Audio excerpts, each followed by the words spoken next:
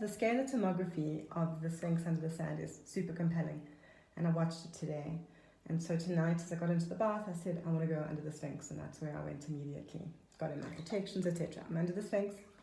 I'm on Giza, on the plateau, under the sand, under the rock. Look, you'll be able to see what's going on. And yes, as the scalar tomography shows, there's a labyrinth of tunnels and rooms and connected horizontal and vertical shafts. There's all kinds of things happening under there. And absolutely there I see the second Sphinx under the sand, and I'm just blown away by this. And I think, wow, it's true. And then I get this kind of laugh because tonight Jason Georgiani posted about Donald Hoffman's theory, saying that everything renders as you look at it. And he goes, no, it gets rendered once a collective have looked at it and are looking at it. So nothing exists under the ground until you dig into the ground and it renders. It just made so much sense. So I see this and I have this laughing sort of feeling, and I remember this. And then it shows me that the code exists. It's all waiting to render, and our belief makes it exist. So the belief of Biondi and Corrado, as they're doing these tomography scans, which take place on satellites, they're just collecting data and collating it in a very special way with vibrations and frequencies. It's very interesting. But it exists because they believe it exists, because a collective believes it exists. Reality is absolutely malleable. It's 100% malleable. And we're proving this over and over again. The Mandela effects are showing us that when we change things, when we make a malleable change to something fundamental in our universe that can ripple back into a Mandela effect, and whatever that is, collapsing timelines, one upon the other, converging timelines, whatever it is. But what's happening is we're showing that reality is 100% malleable. We now know that we can go into the future can affect the past. This has been proven because all things happen in one place at one time. These have been proven over and over again by the quantum entanglement experiments. All things are connected, all things are one, right? Reality is malleable. You can literally create a new reality. You can believe things exist enough that they start existing. It's such a wild time to be alive. It's actually just loosh. We're making loosh. And we make loosh all the time, and then we allow it to be siphoned off for use by others. You need to learn how to use your own loosh. Use your loosh to create your reality. All we need to do to change the reality is have enough powerful belief in a different reality. That's why people with schizophrenia, people that have hallucinations, really believe they're living in that world. They're manifesting it so well. They're really excellent manifestors, but they're manifestors of their pain and their trauma. And if you can figure out how to teach them how to manifest their best selves and their most beautiful ideas about the world, imagine what they could be. Right. And so we have this loosh that we create, and instead of keeping it for ourselves and figuring out how to focus it and attune ourselves to it, we allow it to be siphoned off. So really start gathering your loosh. And gathering your loosh, you can feel it in your hands when you start building a ball. And you just sit and you build it, and you put more energy and love and loosh and prayer and words and crystalline energy, whatever you could put in there, you know, put your essence and your vibration in there of what you want. And you manifest that. You create loosh.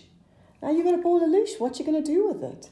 Figure it out. Play with it. You can feel it in your hands. Pull your hands away. Your fingers feel stuck together. Push your hands together. It's like a magnet. Attraction, repulsion, electromagnetic force. You have just generated this ball of pure energy and potential and loosh. Now use it.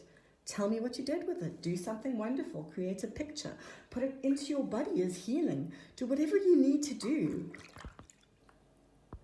Do whatever you need to do to use that loosh for your own benefit, and then start doing that. So with me, the rituals that I do, my bells, my crystals, the chakra clearing, the protections I draw in, my goddess essences, my essential oils, all of the things that I do to my water to make it sacred before I get into the bath. These rituals bring me into a powerful place where I feel confident, where my magic is working for me, where I feel absolutely held and amplified. And of course, we know water does amplify psychic skills. It's such a beautiful way to prepare yourself to enter a space which needs reverence, which needs protection, which needs a deep meditation, a deep immersion into self. It's so beautiful to do a ritual to prepare yourself. And when I say things like ritual, people think, oh my goodness, it's a cult.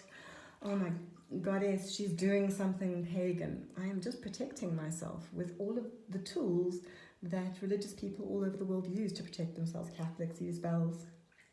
Lots of people use crystals. It's part of the earth. These are part of earth and nature. You know, goddesses in India are revered in the same way that people revere their own gods and goddesses. It's just their words, their ways to invoke a sacredness. And then I have a pure connection with Source, a pure connection with my goddess Blaze, a pure connection with the divine masculine.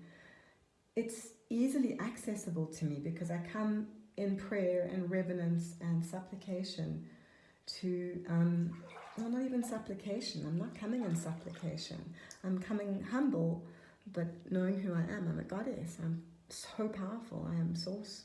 You are Source. We are one, all of us. Anyway, and to step into the sacred space and have this experience where I'm at an altar where I have a transformative spiritual experience anytime I want to is the most powerful gift to self you could give yourself. So start practicing something daily to bring spirituality and your light and reverence and meditation and connection and downloads into your life. It's beautiful. You can heal yourself. I just created a huge big ball of illusion and healed myself with it, and then used the leftovers to manifest a beautiful future going forward. You know, you are magical. You are a spark of God. You are a spark of the goddess. And the God and the goddess are the same thing at source. We are one. And what if it is just a dream?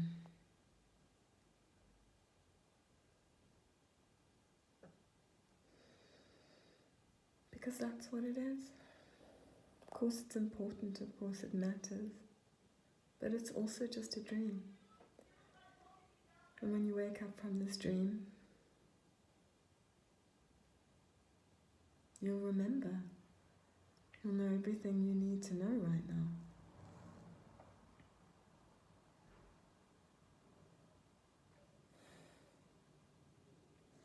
Yin is mystery. Yin is a deep, secret place inside us that we keep trying to find. Yin is a sorrow, and a memory, and a past, and a history, and a nostalgia, and a sentimentality.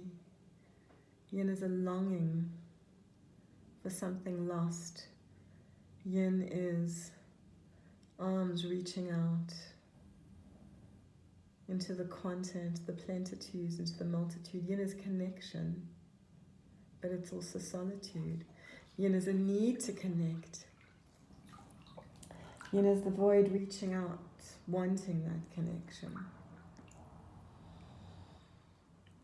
Yin is a mother's embrace, but it's also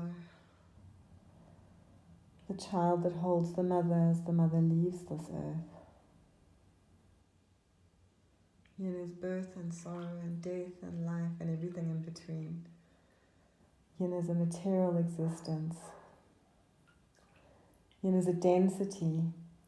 Yin is a black code, a jewel black code, the eternal velvet of midnight, ever mysterious, ever unknown. And women go into this mystery, we go into this yin, we fold into it, and we come back with the mystery on our hands, dripping from us like black lava, like onyx, like jewels. And we say, what is this? Yin brings the mystery. And then Yang finds us there and he says, I have an equation for that. I can explain this. I can give it logic and reasoning. I can give it a structure. And blessed is the yin that can extend into that yang. And blessed is the yang that can reach down into the yin. This is the divine and the divine masculine and the divine feminine. It is divine. It is one. We are all, we are one. So I'm in my bath. I'm bringing my crystals against my bell. Got all my essences with me. what's happening is the water is amplifying the actual area of my body. It's increasing the size of my antenna. Water, structured water, which I've blessed with all of the blessings that I put on and protections I put into my water. I've cleared my chakras. I am immersed in a sacred ritual that's sacred to me.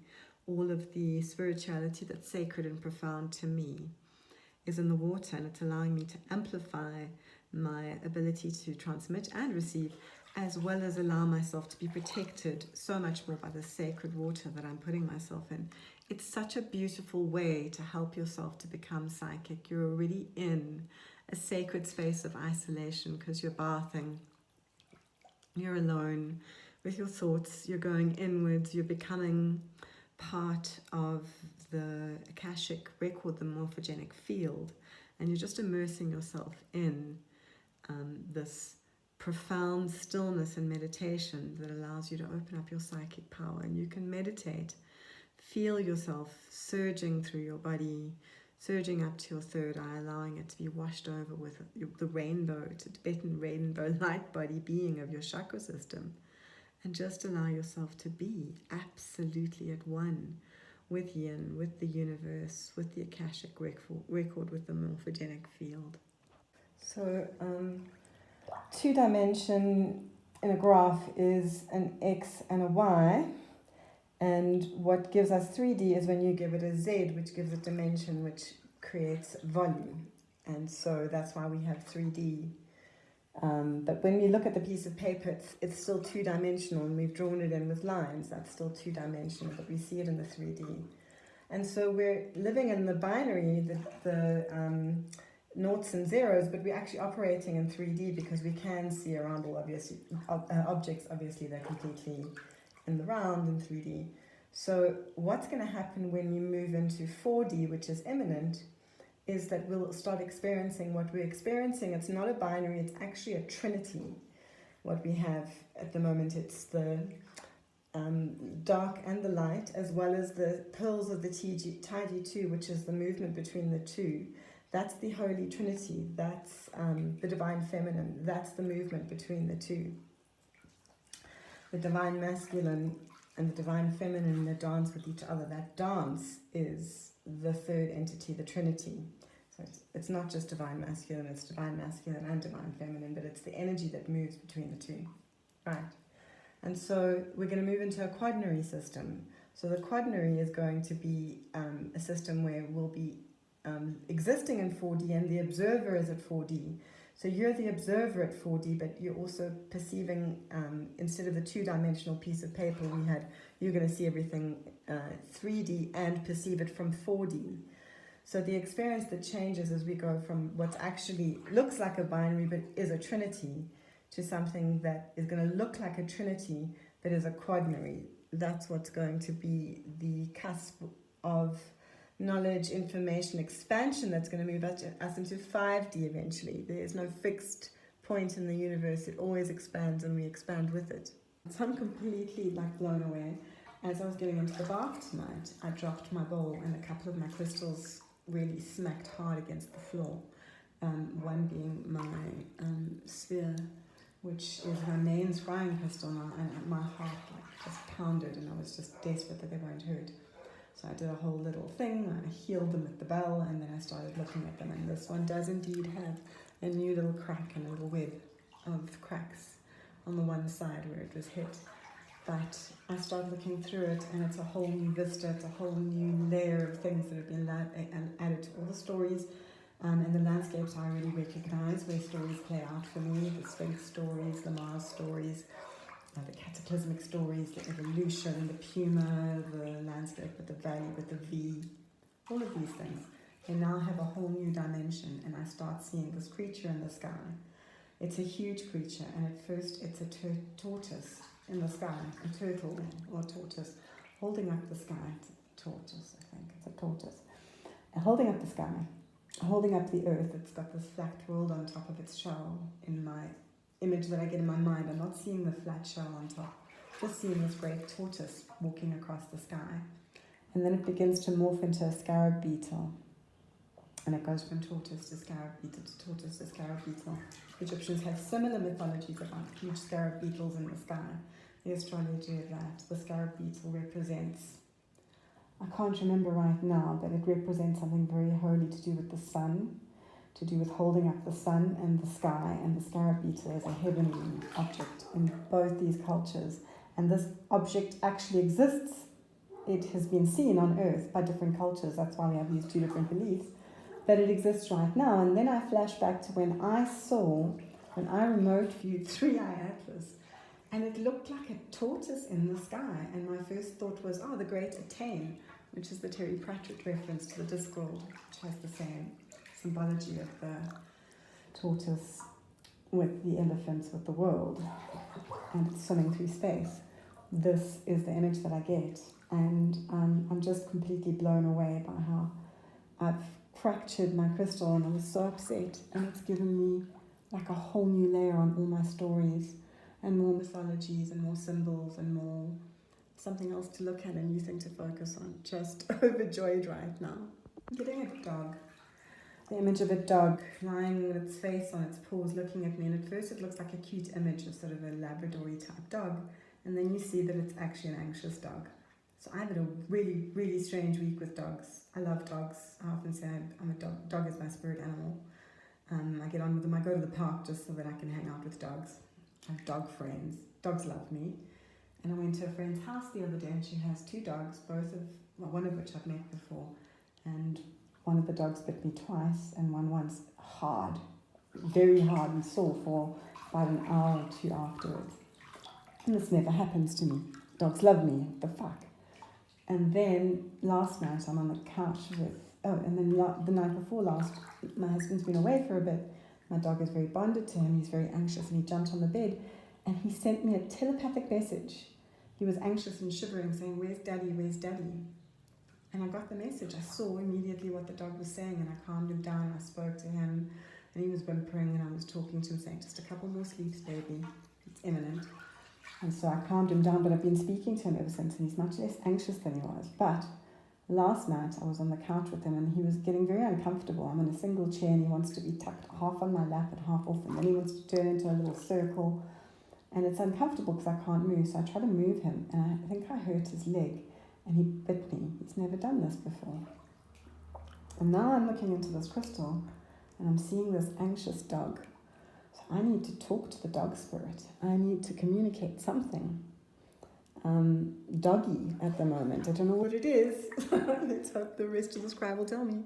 So further to that dog story, it became a wolf, and then it morphed into I thought it was a baboon at first, and I saw the baboon. It is a baboon, there's a baboon there, but then I realised the wolf was on the baboon's back and was biting the baboon's neck, and the baboon was running away, trying to get away.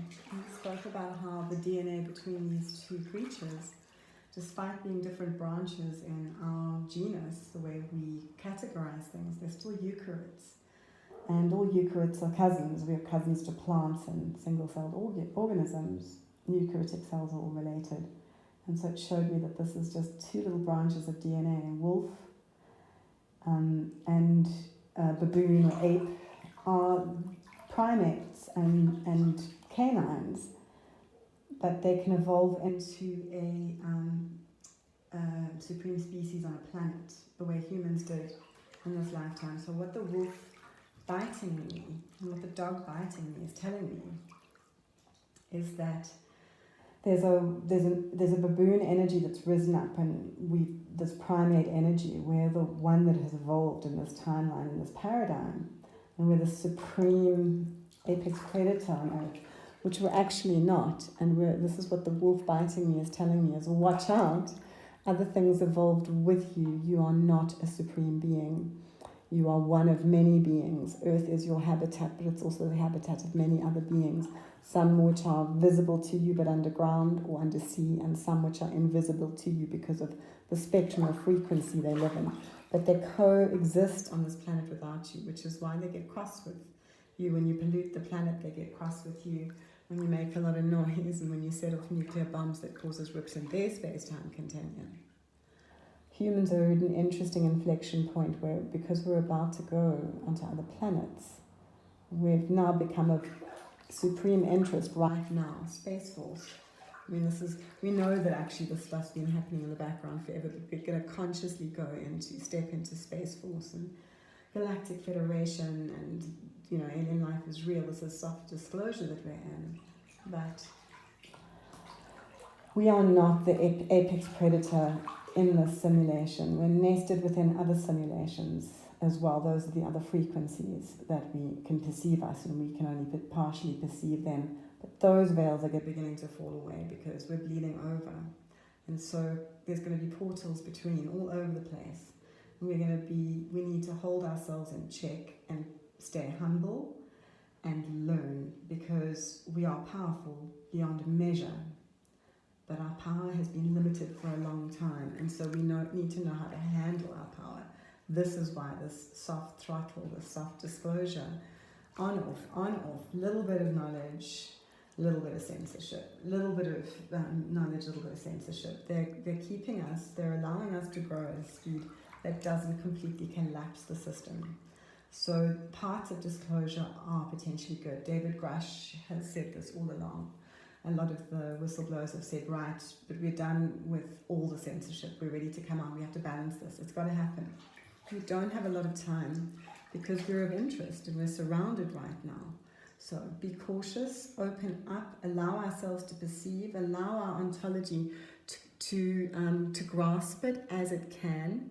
But those of us who are already in the disclosure process, whether by contact, by opening their third eye, by channeling, by meditating, by researching, writing, whatever you're doing to bring yourself into a new understanding of the paradigm that faces us, you're going to be pulling a lot of people with you. So be kind to yourself and be careful with your loved ones, because they're going to be very scared and they're going to look to you for answers, and you need to be able to give them answers. So you need to find a calmness within yourself. You've been chosen for this. You chose yourself for this. It is your time. Like this beautiful blending of the male and female energy within me. Earlier today, I was thinking about the spectra of the Taiji too, because the polarities are not balanced. I mean, if everything was perfectly balanced, we'd have no real conflict in any way. In our lives, we're imbalanced all the time. We're either yang dominant or yin dominant. And to fix that, we need to work on the pearls within the yin, the white pearl within the black crescent, the black pearl within the white crescent. And this is how we bring those things into balance, so that there's balance of all things. And then I get into the bath and I'm doing my crystals and I'm struggling. And so I start to palm just a little bit. And I get this beautiful idea that the palming is a yin reset. And when you palm and you're in that absolute darkness, you're in that black void, that's the plenum. That is what Bohm called the plenum. Space is not a vacuum. It is absolutely full of potential. Dark matter is us. Matter, meta, mother. We are matter. The yin is the mother. The void is the mother. Right. To balance that, daily get sun on your retinas. And how you do this is not blast your eyeballs by any means. You semi-close your eyes and you turn your face to the sun. Wherever the sun is in the sky, you dip your head down. Close your eyes completely, dip your head down, and then very, very slowly start opening your eyelids. And when you get to a point where the sun is bouncing off your bottom eyelids and eyelashes into your eyes, you're getting that reflected light, and it's incredibly good for you. It's very powerful on every level. It creates ATP, which floods your whole being. I promise you, 1 minute makes a difference. 5 minutes is drastic.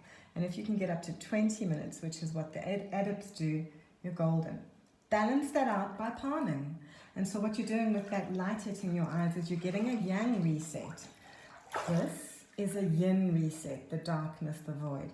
The sunlight hitting your eyes is a yang reset. This is sunlight, this is light, this is growth. So you can't be distracted. You can maybe listen to something, but you can't read anything, you can't look around. You really have to go into a yang meditation. And it's beautiful because your whole brain fills up with pinkness and orangeness and peachness. And you start seeing sort of zigzags and lightning bolts. Well, this is what happens for me. And it's such a beautiful healing. And I really allow myself to suck those light bolts into my eyes and right through my body to energize and electrocute my cells back into like vitality. And then the yin reset is the palming, which is deeply relaxing all your cells, allowing your cells to have a bit of a sleep. So they've been lit up by the yang sunlight in the morning, and they've been damped down so that they can sleep and rest and recuperate by and build their yin at night. So I also get this beautiful confirmation that the pearls within the Taiji Chu are actually pupils. They're eyes. It's the observer effect. I mean, they're not just eyes, but those are where the perception happens.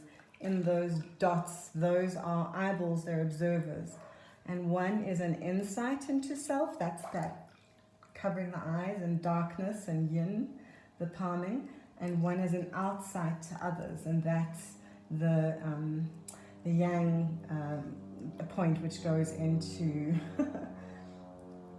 into an outward thing. But those are eyes, they're pupils, they're perceiving. That's why the observer effect exists, and that's why they're now proving that matter doesn't exist as a solid form when it isn't being observed and perceived on some level by an avatar, by a being in the simulation or the matrix or the whatever you want to call it.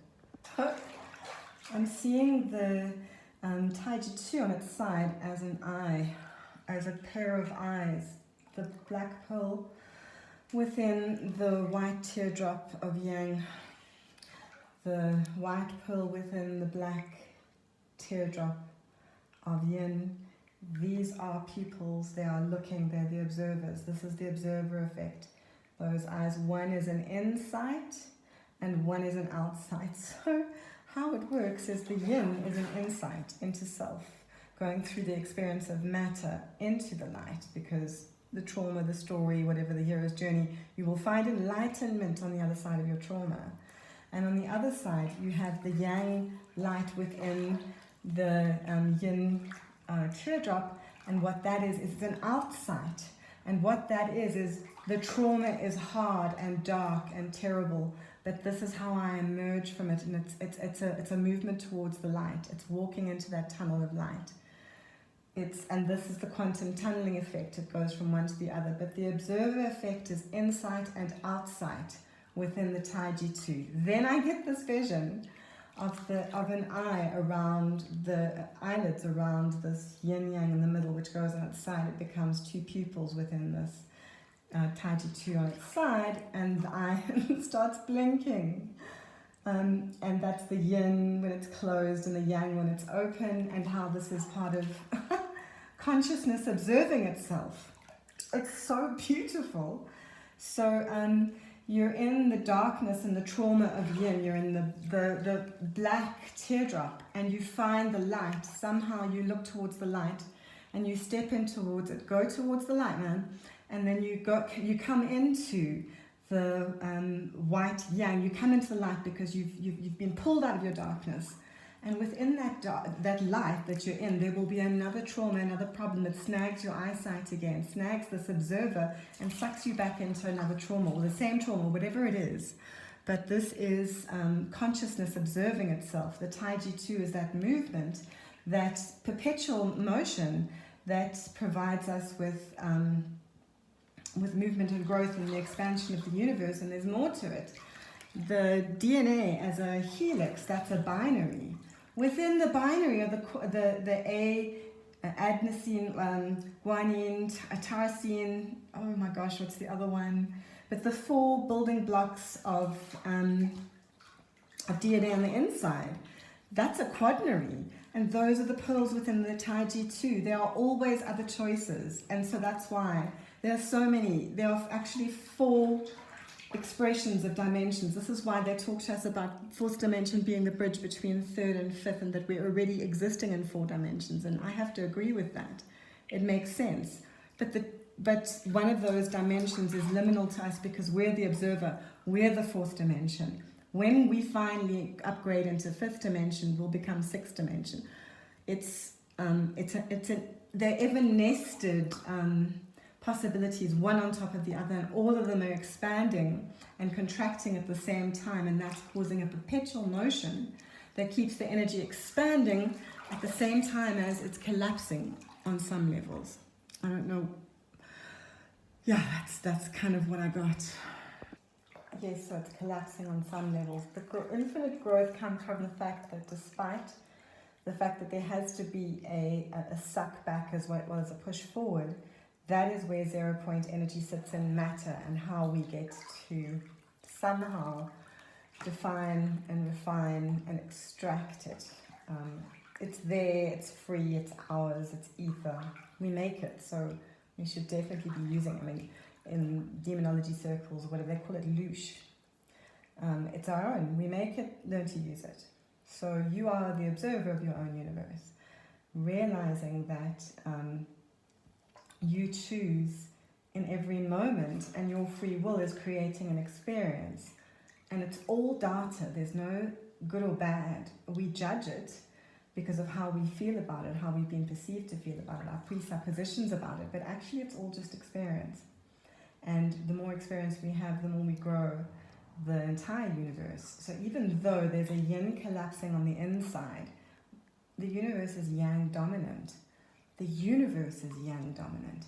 Matter is yin dominant. It's dense, it's very small, but because it's made up of the absolute opposite of light, it's becoming denser and denser and denser, like a black hole. At some point, there's going to be a singularity where the data expanding ever outwards and compressing the yin is going to push the yin through that hole out. And I saw today one of the crop circles. It's the circle with the circle within, which represents gold, but it also represents the one source. And this is where it goes. It collapses into that, and that's sitting at the center of this universe. Robert Grant the other day said that he sees time as a torrid.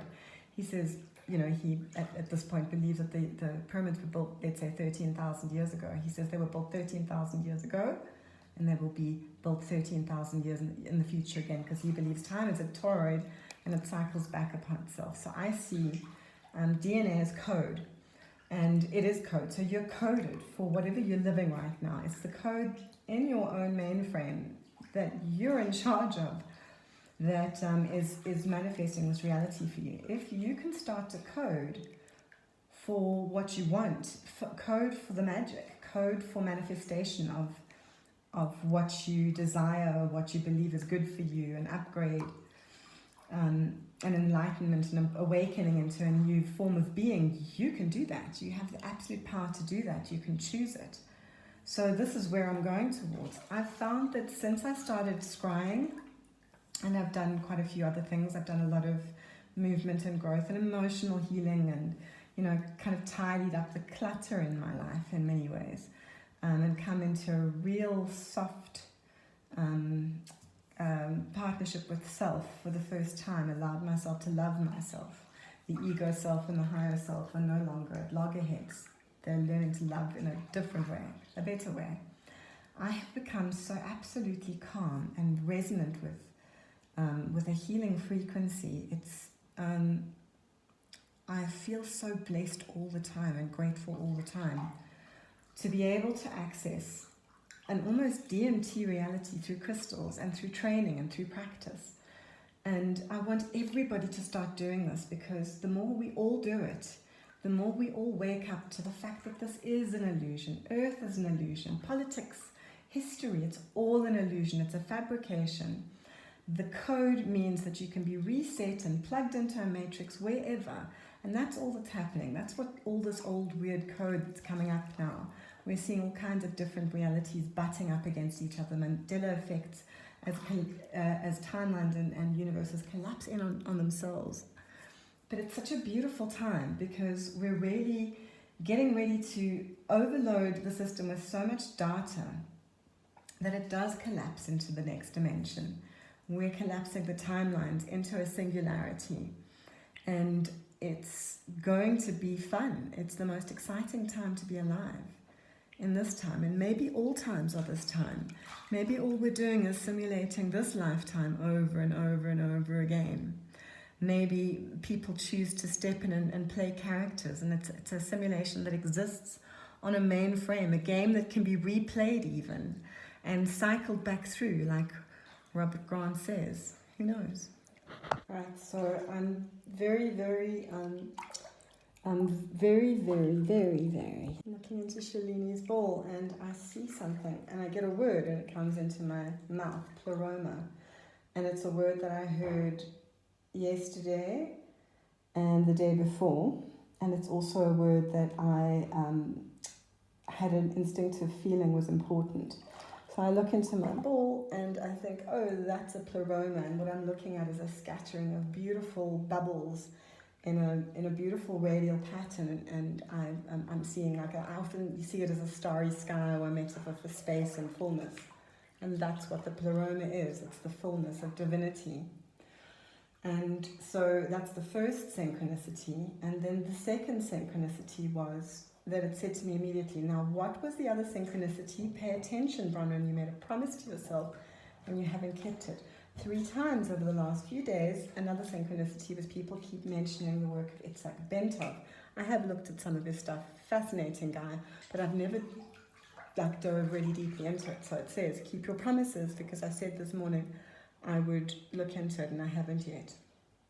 Very, very beautiful, instant synchronicity pattern match. And so what it's also telling me is one of the reasons that I'm kind of coming into the psychic space in my life is because I have enough knowledge on different strata, and I've been enough different versions of myself to be able to draw from all of the different identities and iterations of myself that I've ever had. And so I understand what it is to be a Brahman who's a child and knows very little cognitively but understands things on a feeling level. I know what it is to access the Akashic record. I've had experiences on craft that I can access if I want to. I haven't chosen to do that yet, but I know that they're sitting there. But I'm also able to access the Akashic record through all these iterations of myself. And this current one that I'm in is on edging, it's cresting, it's on a leading edge of something. It's a wave that's cresting immensely.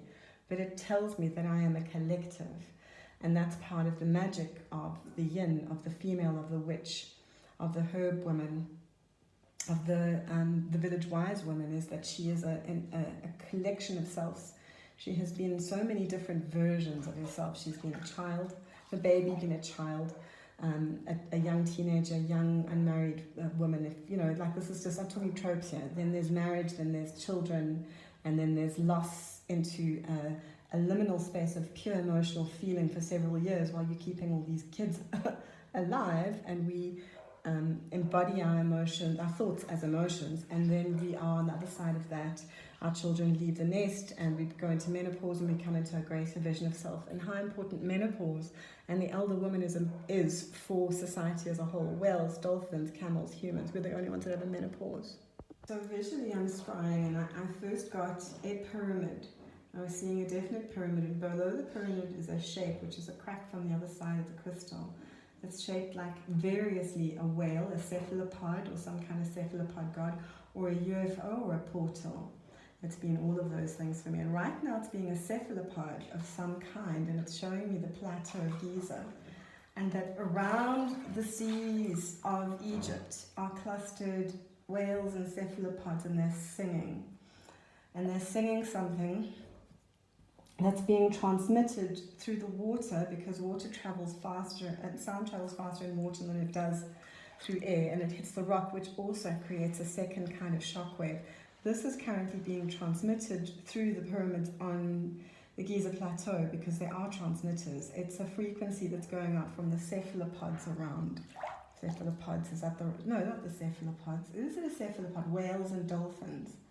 And these creatures that descend from that. And they're an aquatic race of aliens that are seeded here, and they seed, and we see versions of them. So if you went into a city, you'd see a whole bunch of humans, but you wouldn't see monkeys.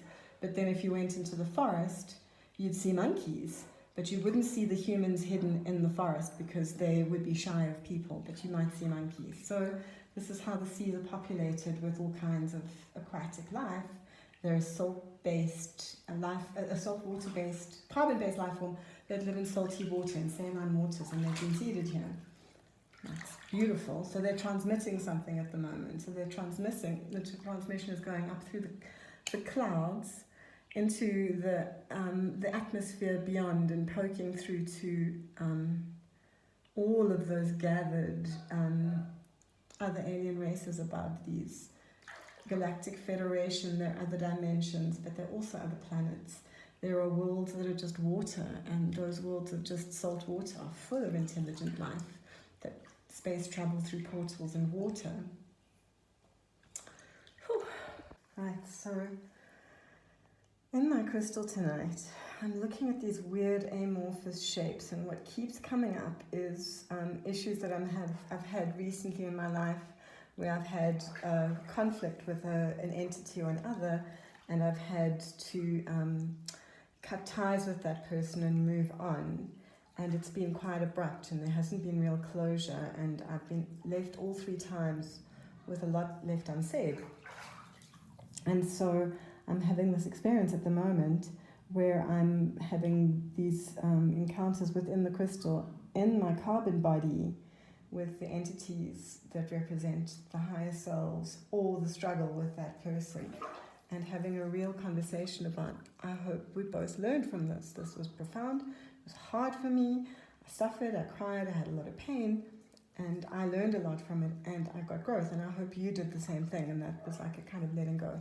So now I'm looking into this, and I see these kind of amorphous shapes, and I realize that they're my psyche. I'm looking into like a crystal ball that contains a look into my psyche from this lifetime, and all of these sort of events that I went through in my lifetime, where I'm still, there's still something left to be worked on, resolved, grown from, understood. Mostly it's unresolved trauma, and a lot of the time it's times where a relationship has suddenly ended, and I haven't had my chance to find out what really happened and have, closure. And so this is me realizing how important all of this closure is. And so I've just been on this remedy for 5 months called closure, which was really powerful from beyond medicine. And I did close a lot of loops that needed closing desperately, where I was just hemorrhaging energy to other entities. And I was doing it. It wasn't like, I was allowing myself to seal myself as I should have from the get-go. And so I've done that, and then I moved through a regenesis, which is the remedy that follows on for that. And there was a lot of growth and a lot of change. But now I'm realizing that I have to go through another round of closure, because this is healed to a certain extent, but now I've reached a kind of resistance, and I need to look at my residual, the things I'm residually holding on to, that I need to allow the anger to flare and let go, because there's a lot of anger. I've been quite snappy in traffic. I've been thinking uncharitable thoughts towards people, which is unlike me. I'm usually very good at policing my thoughts, but I've been really thinking crappy thoughts, not just about others, but about myself even. And so to realize that that's because I've stalled, and I need to allow myself to close again, to do another level of healing and forgiveness and letting go, because each time I do that, it allows me to evolve, but it also allows the entity that I was sharing that experience with, that I unclip from, for them to evolve. Me evolving helps evolve them. If I learn and grow from this, then the experience becomes a teaching experience, which changes the energy of the experience itself, and allows for the other person to unlock their own healing and forgiveness, and then they'll heal and forgive into that center, and I'll be able to take out of that. So our higher selves will be having the lesson, even if our physical reality avatars didn't particularly do it great at the time. But it's all learning, and it's all beautiful, and that's what we're here for. I don't attach myself closely to any religions at all.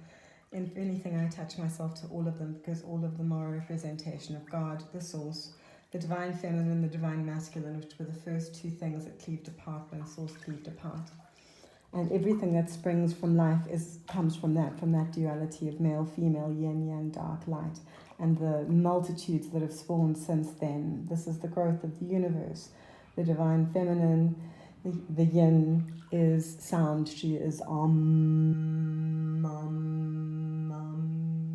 and the divine masculine is light. It is heavenly light. It is light energy, and we have dark matter and sound weaving itself into light energy, and that's the frozen photons that you're looking at right now that make up this reality, and that's quantum physics, that's science, that's not me.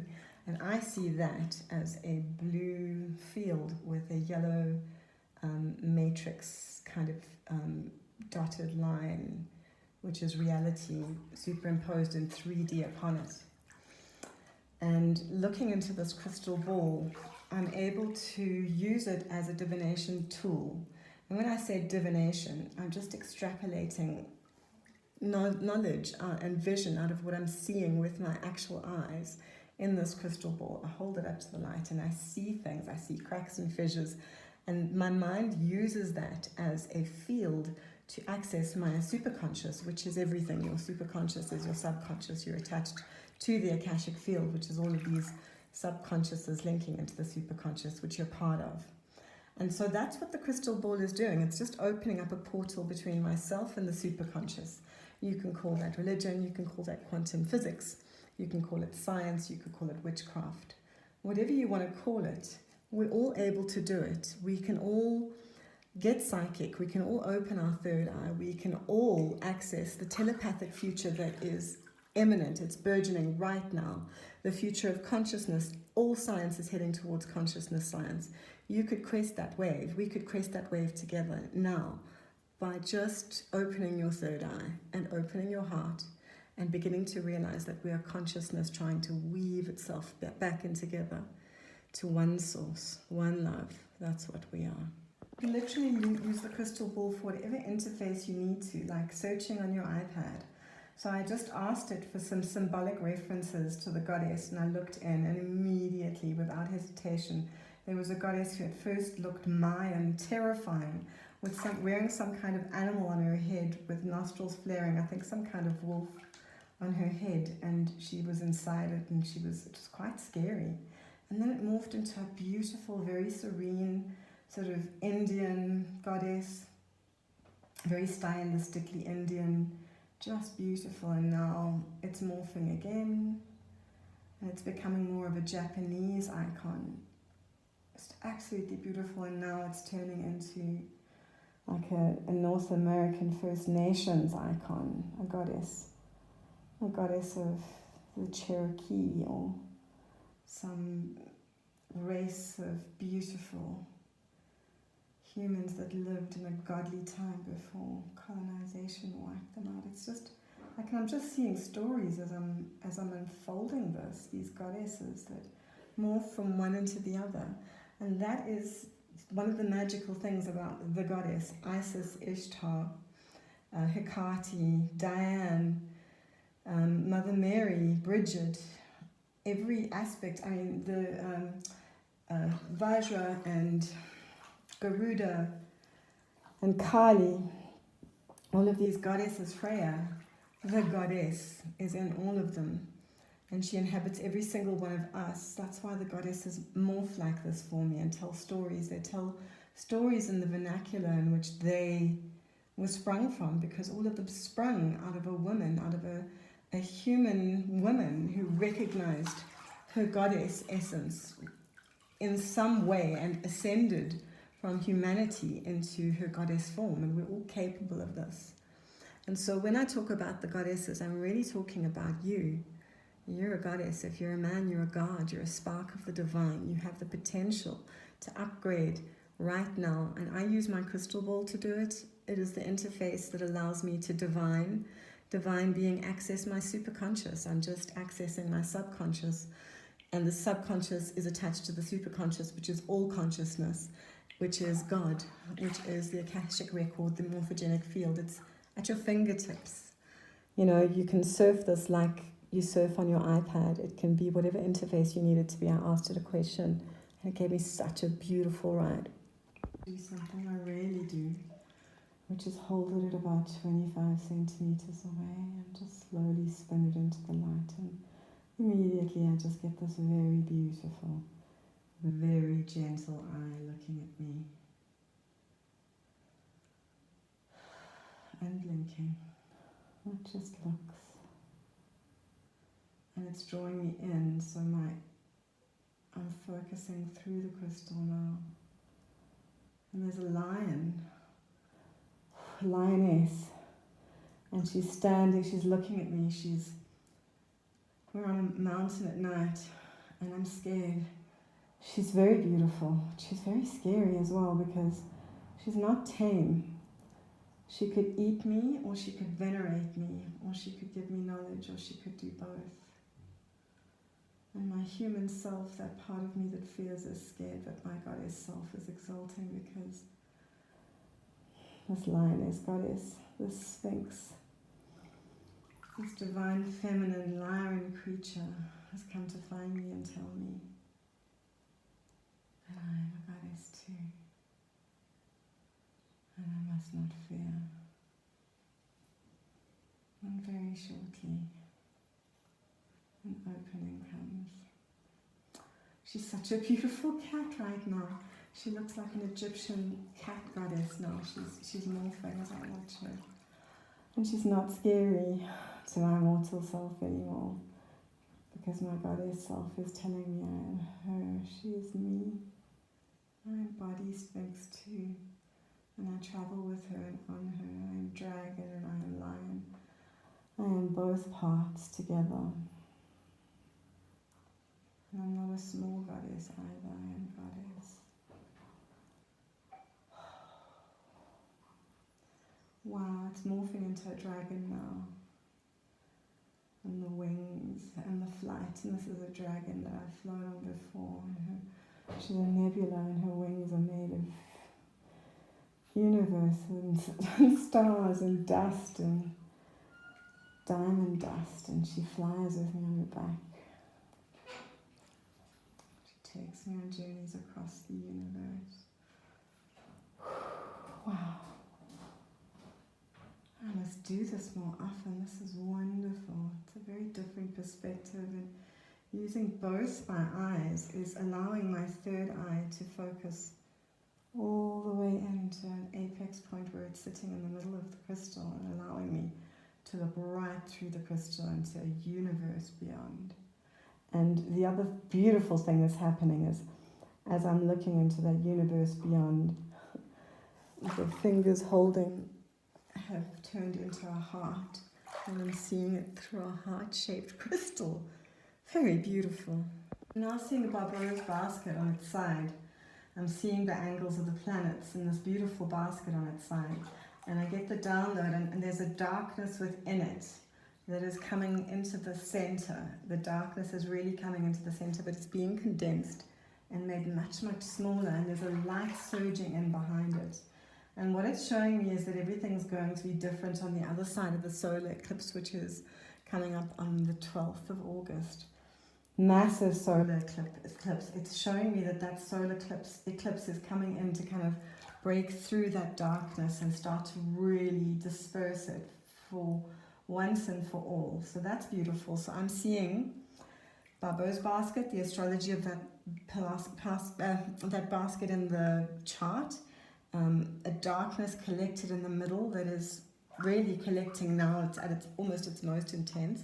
But a light coming in behind it, and that light's coming in on the 12th of August with that solar eclipse, and there's going to be a burst of energy, and everything's going to be different on the other side of this. The things that have been wrong for so long start to make right. The things that have been lied about for so long, we start to shake off those lies. We really start to shake off a lot of narrative stuff. We're beginning to shake off the ideas that were programmed into us before we could even begin to question what schools did to us, what the Fourth Estate, what journalism and propaganda has done to us. But all of those things are part of this program. They're meant to exist, and people were meant to play those parts. So it's a shaking off without regret or recriminations. It's a real actually letting loose and saying, wow, that was so limiting. Thank God I don't have to do this anymore. And allowing yourself to just break free of a matrix that has wrapped every aspect of your life. And you're going to do it lightly. It's going to feel like you're unfastening a heavy cloak and letting yourself stand up fully without the weight of the world on your shoulders. And as the cloak falls away, it falls away from your face and you begin to see more.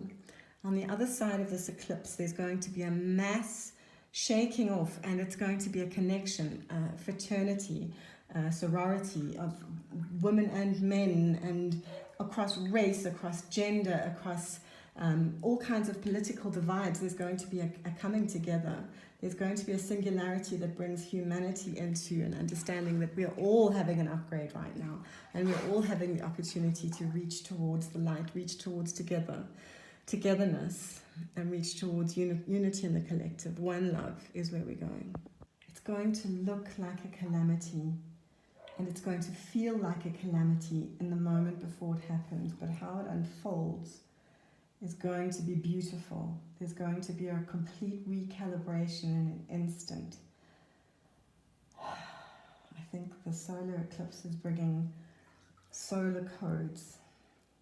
It's that 6 minutes of yin, of the sun closing its eye, just for 6 minutes, and then opening its eye, and as that light surges back, that beat, that pulse, that heartbeat hits again, and Earth begins to accept a different kind of light, an upgrade of light, a real